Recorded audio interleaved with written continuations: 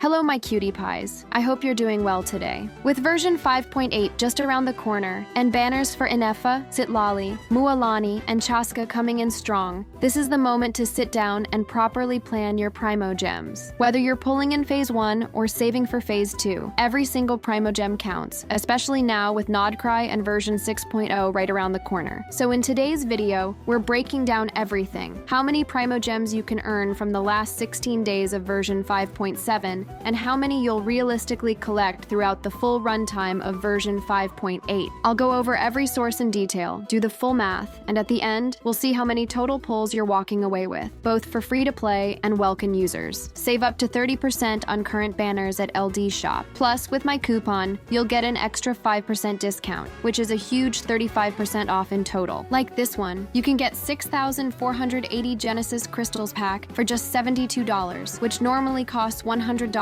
in the game. And if this is your first purchase, you get double the amount of Genesis Crystals. The process is super fast. Pick your product, choose your server, enter your UID, and that's it. Your purchase arrives in under 5 minutes, and LD Shop ensures secure payments every time. Plus, if you spend over $80, you'll get a free Welkin Moon. Interesting, right? So use my link in the description or pinned comment to get 35% off and save big on every top-up. So let's get started. We still have 16 full days left in version 5.7 before version 5.8 officially drops on July 30th. And here's the good part. Daily commissions are currently giving 60 primogems per day. So if you're consistent with them from now till the patch begins, that's 16 days multiplied by 60, which gives you 960 primogems. That's 6 full pulls just sitting there, waiting to be claimed before 5.8 even starts. If you're farming pity or hoping to spark some luck early, do not skip this. Now version 5.8 officially starts on July 30th and runs all the way to September 10. That's 42 days in total, and our first reliable source, as always, is the daily commissions. At 60 primogems per day, you'll be getting 2,520 primogems throughout the entire patch, just from logging in and doing your 4 daily quests. It's simple, repeatable, and consistent, and makes up a huge chunk of everyone's income. Spiral Abyss will reset twice during 5.8. A full 36-star clear gives you 800 primogems per cycle, or 1,600 total if you're able to clear both resets completely throughout version 5.8. Imaginarium Theater is also giving out big rewards again. With 2 full cycles during this patch and a full clear rewarding 800 primogems each time, you're getting total 1,600 primogems if you participate in both reset. It's a mix of strategy and team building, but worth it. Now, let's talk about achievements. With Ineffa introducing Lunar Electrocharged, new reactions, new exploration puzzles, and a brand new region, there are tons of hidden achievements to unlock. Based on past patches, you can safely expect around 220 primogems from achievement progress if you're actively engaging in exploration, world quests, and trying her new mechanics. Speaking of exploration, we are getting a full new region, Mare Javari, also called the Ashen Sea. This volcanic crimson zone is packed with chests, puzzles, domains, and time trials. A solid exploration effort here will reward you with about 1,050 primogems just from opening chests and clearing the map. You don't even have to 100% it. Just going hard in the first few weeks will get you most of these. Now let's talk about the offering system. Offering sigils to level it up gives a total of around 700 primogems. You won't be able to max it on day 1, but by the end of 5.8, this will be complete for most players who play regularly. Tumult Subduer mode,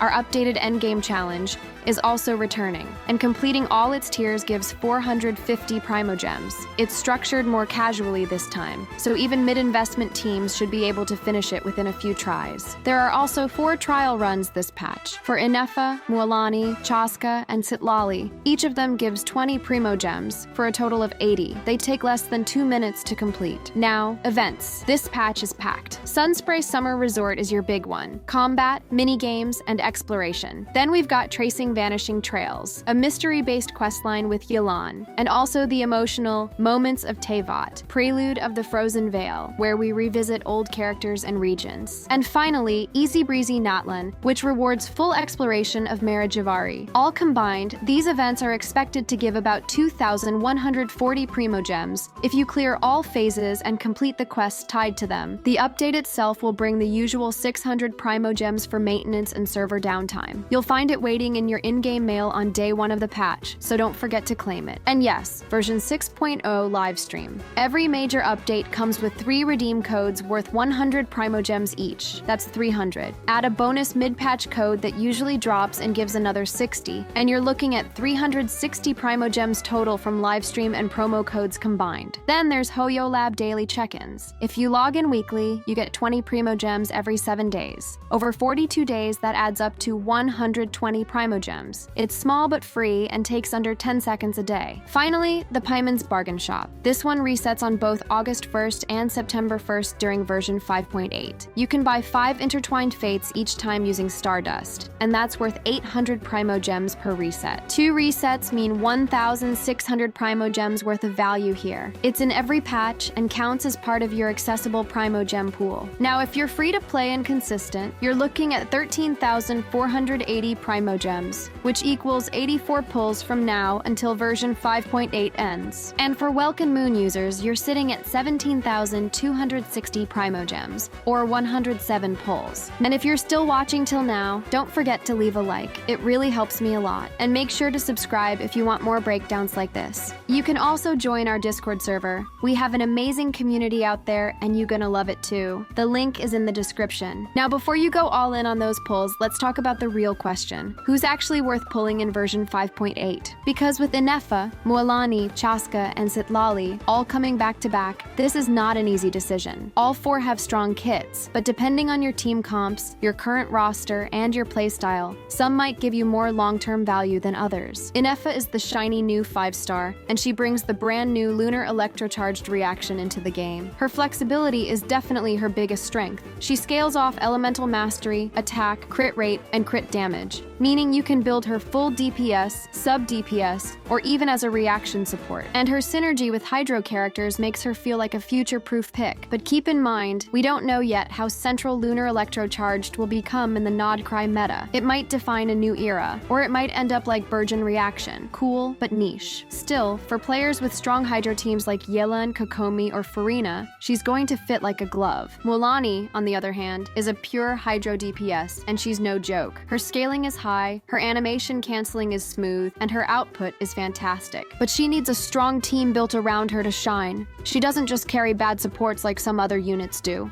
For F2P players, she might feel a bit expensive to build, especially if you don't have Hydro buffers like Furina, but she's still one of the cleanest and most satisfying DPS. Chasca is your Chaos Queen, an animo DPS that plays more like a brawler. She's flashy, fast, and fun, but her scaling isn't as generous as some people expected. She's more about big AoE fun than raw single-target melt. Great for overworld and event content, but she may not compete with someone like Wanderer or Xiao in pure damage. Still, her mobility and swirl consistency make her a really solid niche pick, especially for creative team comps. Citlali, the underrated gem, she's a cryo support with freeze, shield, and energy generation built in, and she's criminally slept on. Her synergy with Ayaka or even Wriothesley in freeze comps is amazing, and she's surprisingly easy to build as an F2P support. If you're lacking a good cryo battery or want a defensive backbone for your freeze team, Citlali is a comfort pick that won't disappoint. So if you're F2P or low spending, be smart. Inifa's flexibility gives her strong value. Mualani's still elite, but needs good supports. Chasca is fun, but more niche. And Citlali is a great long-term support if you're building for cryo. Pull for who fits your team, your playstyle, and your resources. But also keep your eyes on the horizon, because version 6.0 could shake things up the same way Fontaine did. But above all, pull for the characters you love. At the end of the day, the meta will always change. New bosses will come, new Abyss rotations will challenge us, and new mechanics will always push different characters to the top. But the one thing that never changes is how you feel when you log in, run around with your favorite team, and just have fun. That's what matters the most. That's what you'll remember. So whether it's Ineffa's graceful lightning, Mualani's elegance, Chasca's chaos, or Citlali's calm support, if they speak to your heart, that's your sign. Don't let tier lists and power rankings talk you out of loving your team. Genshin is more than just numbers. It's a world, and these characters are the ones who bring it to life for you. Let me know how many pulls you've saved, what your pity is at, and who you're targeting this patch. And as always, stay safe, stay healthy, and don't forget to drink water. I'll see you in the next one.